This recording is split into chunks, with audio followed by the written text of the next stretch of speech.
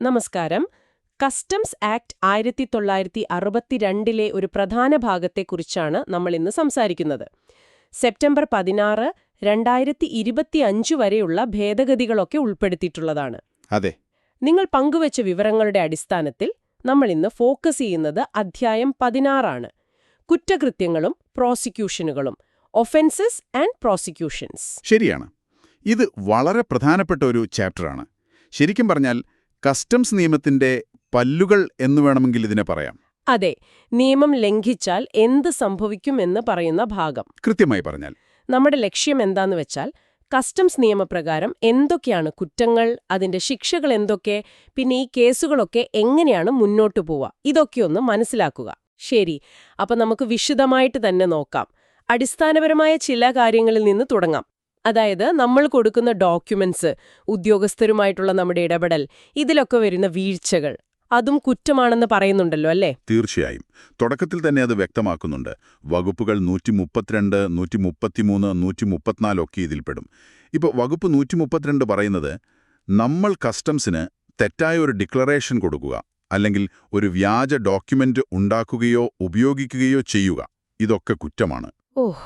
അതുപോലെ വകുപ്പ് 133 ഒരു കസ്റ്റംസ് ഓഫീസറുടെ ജോലി തടസ്സപ്പെടുത്തുന്നത്, അതും കുറ്റം തന്നെ. ഇതിനൊക്കെയുള്ള ശിക്ഷ എന്താണ്? ഈ പറഞ്ഞ രണ്ടെണ്ണത്തിനും, അതായത് 132നും 133നും 2 വർഷം വരെ തടവ് കിട്ടാം, അല്ലെങ്കിൽ പിഴ. ചിലപ്പോൾ രണ്ടും കൂടിയാകാം. പിന്നെ എക്സ്റേയുടെ കാര്യം, അതാണ് വകുപ്പ് 134. ചില സംശയകരമായ സാഹചര്യങ്ങളിൽ ഉദ്യോഗസ്ഥർക്ക് ഒരു വ്യക്തിയെ എക്സ്റേ പരിശോധനയ്ക്ക് വിധേയനാക്കാൻ അധികാരമുണ്ട്. അതിന് വിസമ്മതിച്ചാൽ അത് 6 മാസം വരെ തടവോ പിഴയോ രണ്ടും കൂടിയോ കിട്ടാവുന്ന കുറ്റമാണ്. അപ്പോ തുടക്കത്തിലേ നിയമം പറയുന്നു, നിങ്ങൾ സത്യസന്ധമായി സഹകരിക്കണം, കൃത്യമായ വിവരങ്ങൾ നൽകണം, ഇല്ലെങ്കിൽ പ്രശ്നമാകും. അതെ. ശരിക്കും ഇതിന്റെ പിന്നിലെ ലോജിക്ക് എന്താന്ന് വെച്ചാൽ, കസ്റ്റംസ് നടപടിക്രമങ്ങൾ സുഗമമായി നടക്കണം, വ്യാപാരം എളുപ്പമാവണം. അതിന് കൃത്യമായ രേഖകളും സഹകരണവും അത്യാവശ്യമാണ്. ഇല്ലെങ്കിൽ കാലതാമസമുണ്ടാകും, സുരക്ഷാ പ്രശ്നങ്ങളുണ്ടാകാം. അതാണ് നിയമം ഇത് ഗൗരവമായി കാണുന്നത്. ശരിയാണ്, അത് മനസ്സിലായി. ഇനി നമുക്ക് കുറച്ചും കൂടി ഗൗരവമുള്ള കുറ്റങ്ങളിലേക്ക് കടക്കാം. കസ്റ്റംസ് നിയമലംഘനങ്ങളിൽ ഏറ്റവും പ്രധാനപ്പെട്ടതെന്ന് പറയാവുന്നത് ഒരുപക്ഷെ വകുപ്പ് 135 ആയിരിക്കും അല്ലേ? തീരുവ വെട്ടിപ്പ്, അല്ലെങ്കിൽ നിരോധിച്ച സാധനങ്ങൾ കടത്തുന്നത്, evasion of duty or prohibitions. അതെ. വകുപ്പ് 135 വളരെ പ്രധാനപ്പെട്ടതാണ്. കാരണം ഒരുപാട് കാര്യങ്ങൾ ഇതിന്റെ കീഴിൽ വരും. എന്തൊക്കെയാണത്? ഏറ്റവും കോമൺ ആയിട്ടുള്ളത്, സാധനങ്ങളുടെ വില കുറച്ചോ കൂട്ടിയോ കാണിച്ച് ടാക്സ് വെട്ടിക്കുക, അതായത് മിസ്ഡിക്ലറേഷൻ ഓഫ് വാല്യൂ. പിന്നെ ഏതെങ്കിലും തരത്തിൽ ഫ്രോഡായിട്ട്, അതായത് വഞ്ചനാപരമായിട്ട് ഡ്യൂട്ടി വെട്ടിക്കുകയോ അല്ലെങ്കിൽ വെട്ടിക്കാൻ ശ്രമിക്കുകയോ ചെയ്യുക. ഒരു മിനിറ്റ്, ശ്രമിച്ചാൽ പോലും കുറ്റമാണോ? അതെ, ശ്രമം, അറ്റംപ്റ്റ്, അതും കുറ്റമാണ്. അത് പൂർത്തിയായില്ലെങ്കിലും കുറ്റം തന്നെ. ഓക്കെ. പിന്നെ കസ്റ്റംസ് നിയമപ്രകാരം കണ്ടുകെട്ടാൻ സാധ്യതയുള്ള സാധനങ്ങൾ, അതായത് ഗുഡ്സ് ലയബിൾ ടു കോൺഫിസ്കേഷൻ, അങ്ങനെയുള്ള സാധനങ്ങൾ അത് നിയമവിരുദ്ധമായി കടത്തിക്കൊണ്ടു വന്നതാണെന്ന് അറിഞ്ഞുകൊണ്ട് കൈവശം വയ്ക്കുക, കടത്തുക, ഒളിപ്പിക്കുക, വാങ്ങുക, വിൽക്കുക, ഇതൊക്കെ 135 പ്രകാരം കുറ്റമാണ്. അപ്പൊ കള്ളക്കടത്ത് സാധനം വാങ്ങുന്ന ആളും കുടുങ്ങും? തീർച്ചയായും. അറിഞ്ഞുകൊണ്ട് വാങ്ങിയാൽ കുടുങ്ങും. പിന്നെ നിയമവിരുദ്ധമായി സാധനങ്ങൾ കയറ്റുമതി ചെയ്യാൻ ശ്രമിക്കുന്നത്, അതുപോലെ കയറ്റുമതി ചെയ്യുമ്പോൾ കിട്ടുന്ന ഡ്രോബാക്കില്ലേ, ഉണ്ട്. ആ ഡ്രോബാക്ക് അല്ലെങ്കിൽ മറ്റു തീരുവ ഇളവുകൾ വഞ്ചനാപരമായി നേടുകയോ നേടാൻ ശ്രമിക്കുകയോ ചെയ്യുന്നത്, അതും കുറ്റമാണ്. ഇതിൽ തന്നെ വരുന്ന വേറൊരു പ്രധാനപ്പെട്ട കാര്യമാണ് ഈ ഇൻസ്ട്രുമെന്റ് തട്ടിപ്പ്. ഇൻസ്ട്രുമെന്റോ? അതെന്താണ്? ഇൻസ്ട്രുമെന്റ് എന്ന് വെച്ചാൽ ഈ ലൈസൻസ്, സ്ക്രിപ്റ്റ്, സർട്ടിഫിക്കറ്റ്, ഓതറൈസേഷൻ, അങ്ങനെയുള്ള കാര്യങ്ങൾ. പലപ്പോഴും ഈ ഫോറിൻ ട്രേഡ് പോളിസിയുടെ ഭാഗമായിട്ടൊക്കെ സാമ്പത്തിക ആനുകൂല്യമോ ടാക്സ് ഇളവോ ഒക്കെ കിട്ടാൻ വേണ്ടി ഉപയോഗിക്കുന്ന രേഖകളാണ്. അപ്പോ വഞ്ചനയിലൂടെ ഇങ്ങനത്തെ ഇൻസ്ട്രുമെന്റ് നേടുന്നതും അത് ഉപയോഗിക്കുന്നതും വകുപ്പ് 135 പ്രകാരം കുറ്റമാണ്. ഇതിനെല്ലാം ഒരേ ശിക്ഷയാണോ, അതോ ഈ കുറ്റങ്ങളുടെ ഗൗരവമനുസരിച്ച് മാറുമോ? കാര്യങ്ങൾ കുറച്ചുകൂടി സീരിയസ് ആവുന്നത്. ചില പ്രത്യേക സാഹചര്യങ്ങളിൽ ശിക്ഷ 7 വർഷം വരെ തടവും പിഴയുമാകാം. 7 വർഷം?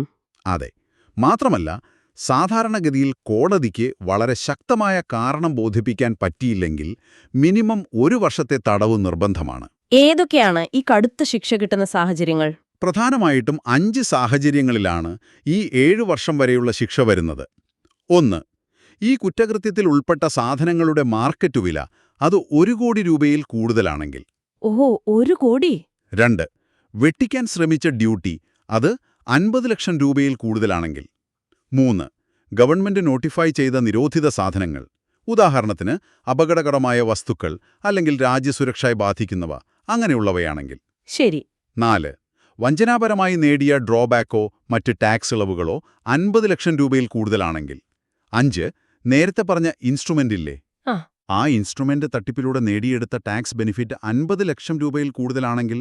ഈ 5 കേസുകളിലാണ് 7 വർഷം വരെ തടവും മിനിമം 1 വർഷത്തെ നിർബന്ധിത തടവും പ്രത്യേക കാരണമില്ലെങ്കിൽ വരുന്നത്.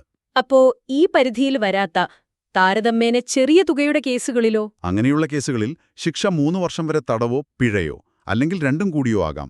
ശരി. ഇതിലെ ഈ ആവർത്തിച്ചു കുറ്റം ചെയ്യുന്നവരുടെ കാര്യം പറയുന്നുണ്ടല്ലോ, റിപ്പീറ്റ് ഒഫൻഡേഴ്സ്. അത് വളരെ പ്രധാനപ്പെട്ടതാണ്. വകുപ്പ് 135(2). അതായത് ഈ വകുപ്പ് 135 പ്രകാരമോ അല്ലെങ്കിൽ ഒരു കസ്റ്റംസ് ഓഫീസർ കുറ്റം ചെയ്യുന്നതിനെക്കുറിച്ചുള്ള വകുപ്പ് 136(1) പ്രകാരമോ മുൻപ് ശിക്ഷിക്കപ്പെട്ട ഒരാൾ വീണ്ടും 135 പ്രകാരം ഒരു കുറ്റം ചെയ്താൽ ശിക്ഷ കൂടുമോ? തീർച്ചയായും അവർക്ക് വീണ്ടും 7 വർഷം വരെ തടവും പിഴയും കുറഞ്ഞത് 1 വർഷത്തെ നിർബന്ധിത തടവും ലഭിക്കാം. നിയമം റിപ്പീറ്റ് ഒഫൻഡേഴ്സിനെ വളരെ ഗൗരവമായിട്ടാണ് കാണുന്നത്. ഇനി ഈ നേരത്തെ സൂചിപ്പിച്ചൊരു കാര്യം, തയ്യാറെടുപ്പ്. ഒരു കുറ്റം ചെയ്യാൻ പ്ലാൻ ചെയ്യുന്നത് അല്ലെങ്കിൽ അതിനുള്ള ഒരുക്കം നടത്തുന്നത് പോലും കുറ്റമാണെന്ന് പറയുന്നു. 135(a) അല്ലേ? അതെ. വകുപ്പ് 135(a) പ്രിപ്പറേഷൻ. നിയമവിരുദ്ധമായി സാധനങ്ങൾ കയറ്റുമതി ചെയ്യാൻ ഒരാൾ തയ്യാറെടുപ്പ് നടത്തുന്നുവെന്ന് കരുതുക. പക്ഷേ അയാൾക്കത് പൂർത്തിയാക്കാൻ പറ്റിയില്ല. എന്നാലും അയാൾ ശിക്ഷാർഹനാണ്. അതിന്റെ ശിക്ഷയെന്താണ്? 3 വർഷം വരെ തടവ്, അല്ലെങ്കിൽ പിഴ, അല്ലെങ്കിൽ രണ്ടും കൂടിയാകാം. ഇത് കാണിക്കുന്നത് എന്താന്ന് വെച്ചാൽ നിയമം കുറ്റകൃത്യം നടക്കുന്നത് തടയാൻ എത്രത്തോളം ശ്രദ്ധിക്കുന്നുവെന്നാണ്. ശ്രമങ്ങളെ മാത്രമല്ല, അതിനു മുമ്പുള്ള ഒരുക്കങ്ങളെപ്പോലും നിയമം പിടികൂടുന്നു. ഇതൊക്കെ ശരി. ഇക്കാലത്ത് വളരെ പ്രധാനപ്പെട്ട ഒന്നാണല്ലോ ഡാറ്റാ പ്രൈവസി. ഈ ഇറക്കുമതി കയറ്റുമതിയൊക്കെ ചെയ്യുമ്പോൾ ഒരുപാട് വിവരങ്ങൾ നമ്മൾ കൊടുക്കുന്നുണ്ട്. ആ വിവരങ്ങൾ സംരക്ഷിക്കാൻ എന്തെങ്കിലും നിയമം പറയുന്നുണ്ടോ? ഉണ്ട്. വകുപ്പ് 135(a) അതാണ് ഉറപ്പാക്കുന്നത്. Protection of data. അതായത് ഇറക്കുമതി കയറ്റുമതി ചെയ്യുന്നയാളെയോ സ്ഥാപനത്തെയോ തിരിച്ചറിയാൻ പറ്റുന്ന വിവരങ്ങൾ അവരുടെ അനുമതിയില്ലാതെ പ്രസിദ്ധീകരിക്കുന്നത് കുറ്റകരമാണ്. അതിന്റെ ശിക്ഷ 6 മാസം വരെ തടവ്, അല്ലെങ്കിൽ 50,000 രൂപ വരെ പിഴ, അല്ലെങ്കിൽ രണ്ടും കൂടി. പക്ഷേ ഗവൺമെന്റ് ഔദ്യോഗികമായി പ്രസിദ്ധീകരിക്കുന്ന കണക്കുകൾ അല്ലെങ്കിൽ അതിനെ അടിസ്ഥാനമാക്കി നടത്തുന്ന വിശകലനങ്ങൾക്കൊന്നും ഇത് ബാധകമല്ല. ഈ ശിക്ഷിക്കപ്പെടുന്നവരുടെ വിവരങ്ങൾ പരസ്യമാക്കാൻ കോടതിക്ക് അധികാരമുണ്ടോ? ചിലപ്പോൾ പത്രത്തിലൊക്കെ പേര് വരാറുണ്ടല്ലോ. ഉണ്ട്. വകുപ്പ് 135(b) കോടതിക്ക് ആ അധികാരം കൊടുക്കുന്നുണ്ട്. ശിക്ഷിക്കപ്പെട്ട ആളുടെ പേര്, ബിസിനസ് ചെയ്യുന്ന സ്ഥലത്തിന്റെ വിലാസം, ചെയ്ത കുറ്റമെന്താണ് തുടങ്ങിയ കാര്യങ്ങൾ പരസ്യപ്പെടുത്താൻ കോടതിക്ക് നിർദ്ദേശിക്കാം. അതിന്റെ ചിലവ് ശിക്ഷിക്കപ്പെട്ട ആള് തന്നെ വഹിക്കണം.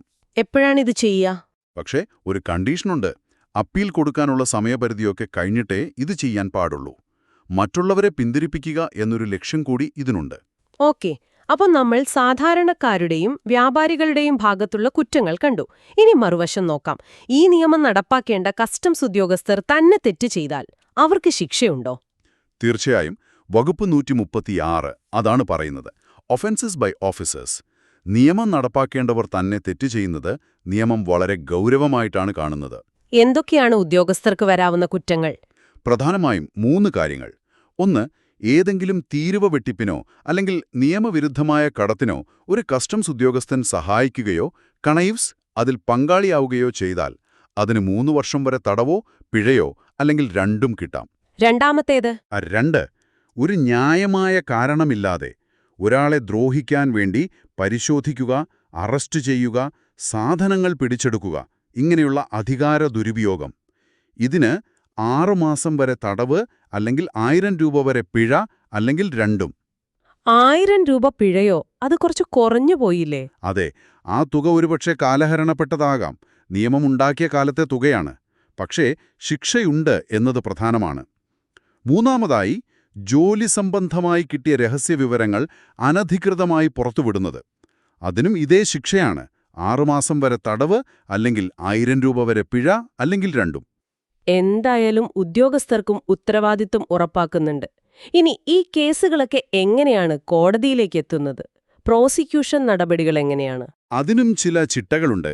വകുപ്പ് 137 കോഗ്നിസൻസ് ഓഫ് ഒഫൻസസ്, അതായത് നമ്മളീ പറഞ്ഞ പ്രധാനപ്പെട്ട കുറ്റങ്ങൾക്കെതിരെ വകുപ്പുകൾ 132 മുതൽ 135A വരെ, പിന്നെ 135AA നിയമ നടപടി തുടങ്ങണമെങ്കിൽ പ്രിൻസിപ്പൽ കമ്മീഷണറോ റാങ്കിലുള്ളൊരു മുതിർന്ന ഉദ്യോഗസ്ഥന്റെ മുൻകൂർ അനുമതി, അതായത് സാങ്ഷൻ വേണം. എന്തിനാണ് ഈ അനുമതി?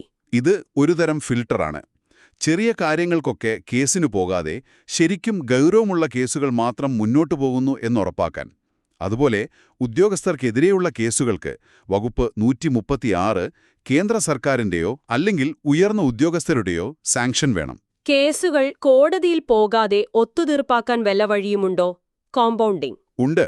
വകുപ്പ് 137(3) പ്രകാരം കുറ്റങ്ങൾ ഒത്തുതീർപ്പാക്കാൻ കോമ്പൗണ്ടിംഗ് ഓഫ് ഒഫൻസസ് വ്യവസ്ഥയുണ്ട്. പക്ഷേ എല്ലാ കേസുകളും പറ്റില്ല.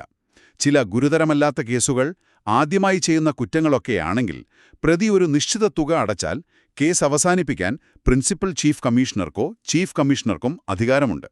ഏതൊക്കെ കേസുകൾ പറ്റില്ല?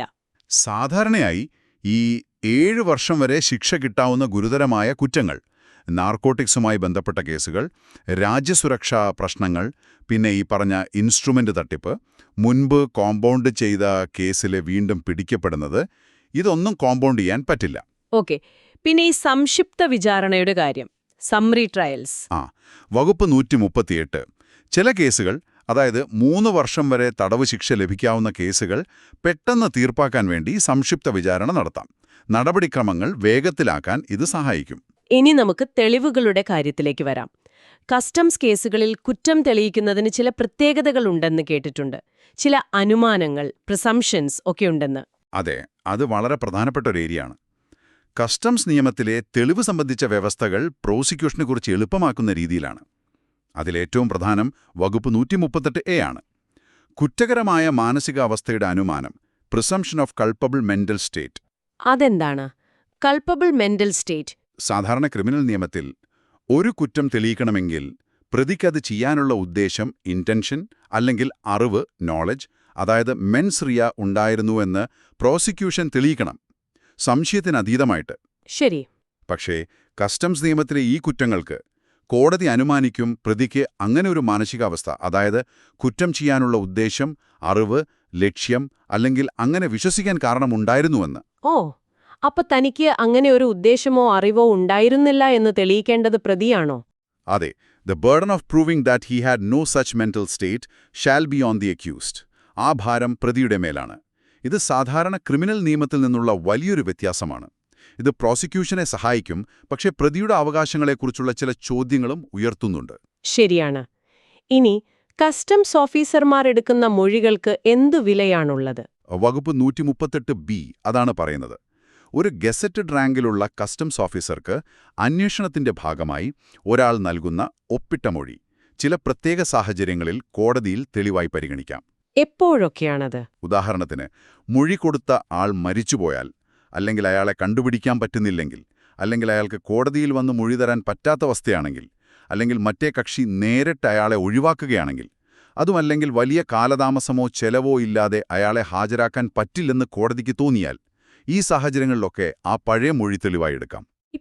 ഇപ്പോഴത്തെ കാലത്ത് ഡിജിറ്റൽ രേഖകൾക്ക് വലിയ പ്രാധാന്യമുണ്ടല്ലോ. കമ്പ്യൂട്ടർ പ്രിന്റ് ഔട്ട്, മൈക്രോഫിൽമൊക്കെ. തീർച്ചയായും നിയമം അതും ഉൾക്കൊള്ളുന്നുണ്ട്. വകുപ്പ് 138C പറയുന്നത്, ചില വ്യവസ്ഥകൾ പാലിച്ചാൽ മൈക്രോഫിലിമുകൾ, ഫാക്സിമിലി കോപ്പികൾ, കമ്പ്യൂട്ടർ പ്രിന്റൌട്ടുകൾ തുടങ്ങിയവയൊക്കെ കോടതിയിൽ തെളിവായി സ്വീകരിക്കാമെന്നാണ്. ആധുനിക അന്വേഷണങ്ങൾക്ക് ഇത് വളരെ പ്രധാനമാണ്. അതുപോലെ തന്നെ വകുപ്പ് 139 രേഖകളെക്കുറിച്ചുള്ള അനുമാനം, പ്രിസംഷൻ ആസ് ടു ഡോക്യുമെന്റ്സ്, അതായത് കസ്റ്റംസ് പിടിച്ചെടുത്തതോ അല്ലെങ്കിൽ ആരെങ്കിലും ഹാജരാക്കിയതോ ആയ രേഖകൾ അത് ഇന്ത്യക്ക് പുറത്തുനിന്ന് കിട്ടിയതാണെങ്കിൽ പോലും അത് യഥാർത്ഥമാണെന്നും അതിലെ ഒപ്പും മറ്റു വിവരങ്ങളും ശരിയാണെന്നും കോടതി അനുമാനിക്കും. മറിച്ചാണെന്ന് തെളിയിക്കേണ്ടത് എതിർകക്ഷിയാണ്. അപ്പോ ഈ അനുമാനങ്ങളെല്ലാം കൂടി വരുമോ പ്രോസിക്യൂഷന് കാര്യമായൊരു മുൻതൂക്കം കിട്ടുന്നുണ്ട്? കിട്ടുന്നുണ്ട്. ഇനി അവസാനമായി കുറ്റം ചെയ്യുന്നത് ഒരു വ്യക്തിയല്ല, ഒരു കമ്പനിയാണെങ്കിലോ? ആരെയാണ് ഉത്തരവാദിയാക്കുക? കമ്പനിയുടെ പേര് പറഞ്ഞ് രക്ഷപ്പെടാൻ പറ്റുമോ? ഇല്ല, പറ്റില്ല. അതിനും വകുപ്പ് 140 വ്യക്തമായി പറയുന്നുണ്ട്, ഒഫൻസസ് ബൈ കമ്പനീസ്. ഒരു കമ്പനിയാണ് കുറ്റം ചെയ്യുന്നതെങ്കിൽ ആ കമ്പനി മാത്രമല്ല, ആ കുറ്റം നടക്കുമ്പോൾ ആ കമ്പനിയുടെ കാര്യങ്ങളുടെ ചുമതല വഹിച്ചിരുന്ന എല്ലാ വ്യക്തികളും, ഡയറക്ടർ, മാനേജർ, സെക്രട്ടറി, മറ്റ് ഓഫീസർമാർ, അവരെല്ലാം ആ കുറ്റത്തിൽ പങ്കാളികളായി കണക്കാക്കും. അപ്പോൾ ആ കമ്പനിയിൽ എല്ലാവരും ശിക്ഷിക്കപ്പെടുമോ? അങ്ങനെയല്ല. ഒരാൾക്ക് തെളിയിക്കാൻ പറ്റുകയാണ് ഈ കുറ്റം നടന്നത് തന്റെ അറിവോ സമ്മതമോ ഇല്ലാതെയാണ്, അത് തടയാൻ താൻ വേണ്ട എല്ലാ മുൻകരുതലും ഡ്യൂ ഡിലിജൻസ് എടുത്തിരുന്നു എന്നൊക്കെ തെളിയിച്ചാൽ അയാൾക്ക് രക്ഷപ്പെടാം. കോർപ്പറേറ്റ് എന്ന മറവിൽ ഒളിച്ചിരിക്കാൻ പറ്റില്ല. വ്യക്തിഗത ഉത്തരവാദിത്വം ഉറപ്പാക്കുന്നുണ്ട്. അപ്പോ നമ്മളിന്ന് കസ്റ്റംസ് നിയമത്തിലെ അധ്യായം 16 കുറ്റകൃത്യങ്ങളും പ്രോസിക്യൂഷനുകളും വിശദമായി തന്നെ നോക്കി. എന്തൊക്കെയാണ് കുറ്റങ്ങള്? ചെറിയ രേഖാപിഴവ് മുതൽ വലിയ തട്ടിപ്പ് വരെ. അതെ. അവയുടെ ശിക്ഷകള്, ചിലപ്പോൾ 7 വർഷം വരെ പോകാവുന്ന ശിക്ഷകള്, പിന്നെ ഈ പ്രോസിക്യൂഷൻ നടപടികള്, അതിലെ സാങ്ഷൻ, കമ്പൗണ്ടിംഗ് ഒക്കെ, തെളിവുകളുടെ കാര്യത്തിലെ പ്രത്യേകതകള്, ഈ പ്രിസംഷൻസ്, കമ്പനികളുടെയും ഉദ്യോഗസ്ഥരുടെയും ഉത്തരവാദിത്വം, ഇതെല്ലാം നമ്മൾ ചർച്ച ചെയ്തു. So what is this all mean? ചുരുക്കി പറഞ്ഞാൽ കസ്റ്റംസ് നിയമങ്ങൾ വളരെ ഗൗരവമുള്ളതാണ്. അത് ലംഘിച്ചാൽ കടുത്ത നടപടികൾ ഉണ്ടാകും എന്ന് തന്നെയല്ലേ? തീർച്ചയായും. രാജ്യത്തിന്റെ സാമ്പത്തിക സുരക്ഷ, നിയമപരമായ വ്യാപാരം പ്രോത്സാഹിപ്പിക്കുക, നിയമലംഘകരെ പിടികൂടുക, ഇതിനൊക്കെ വേണ്ടി ശക്തമായ ഒരു നിയമ ചട്ടക്കൂട് ഇവിടെ ഉണ്ട് എന്ന് ഈ അധ്യായം വ്യക്തമാക്കുന്നു. ഈ നിയമത്തിന്റെ പല്ലുകൾ ഇവിടെയാണ് നമ്മൾ കാണുന്നത്. അതുകൊണ്ട് നിയമം അനുസരിക്കേണ്ടത് വളരെ പ്രധാനമാണ്. ഈ വിവരങ്ങൾ പങ്കുവച്ചതിന് വളരെ നന്ദിയുണ്ട്. നിയമത്തിന്റെ ഈയൊരു ഭാഗത്തെക്കുറിച്ച് നല്ലൊരു ധാരണ കിട്ടി. സന്തോഷം. ഇന്നത്തെ ഈ ചർച്ചയുടെ വെളിച്ചത്തിൽ നിങ്ങൾക്ക് ആലോചിക്കാനായി ഒരു കാര്യം കൂടി സൂചിപ്പിക്കാമെന്ന് തോന്നുന്നു. പറയൂ. നമ്മളിപ്പോൾ ജീവിക്കുന്നത് വളരെ വേഗത്തിൽ മാറുന്നൊരു ലോകത്താണ്. അന്താരാഷ്ട്ര വ്യാപാരം കൂടുന്നു, ഡിജിറ്റൽ ഇടപാടുകൾ സാധാരണമായി. അപ്പോൾ ഈ സൈബർ സ്മഗ്ലിംഗ്, അതായത് ഡിജിറ്റൽ രീതിയിൽ നടത്തുന്ന കള്ളക്കടത്ത് അല്ലെങ്കിൽ ആർട്ടിഫിഷ്യൽ ഇന്റലിജൻസ് AI ഒക്കെ ഉപയോഗിച്ച് കസ്റ്റംസ് തട്ടിപ്പ് നടത്തുന്നത്, ഇങ്ങനെയുള്ള പുതിയ വെല്ലുവിളികൾ ഭാവിയിൽ വരാം. അപ്പോൾ നമ്മൾ ഇന്ന് ചർച്ച ചെയ്ത ഈ 1962 നിയമത്തിലെ കുറ്റകൃത്യങ്ങളെയും പ്രോസിക്യൂഷൻ രീതികളെയും ഈ പുതിയ വെല്ലുവിളികളെ നേരിടാൻ പാകത്തിൽ എങ്ങനെ മാറ്റേണ്ടി വരും? അല്ലെങ്കിൽ നിലവിലുള്ള നിയമം തന്നെ ഇതിനൊക്കെ പര്യാപ്തമാണോ? ഇതൊന്ന് ആലോചിച്ചു നോക്കാവുന്നതാണ്. അതൊരു നല്ല പോയിന്റാണ്. തീർച്ചയായും ആലോചിക്കേണ്ട വിഷയം. എന്തായാലും ഈ വിശകലനത്തിന് വളരെ നന്ദി. അടുത്ത തവണ കാണാം.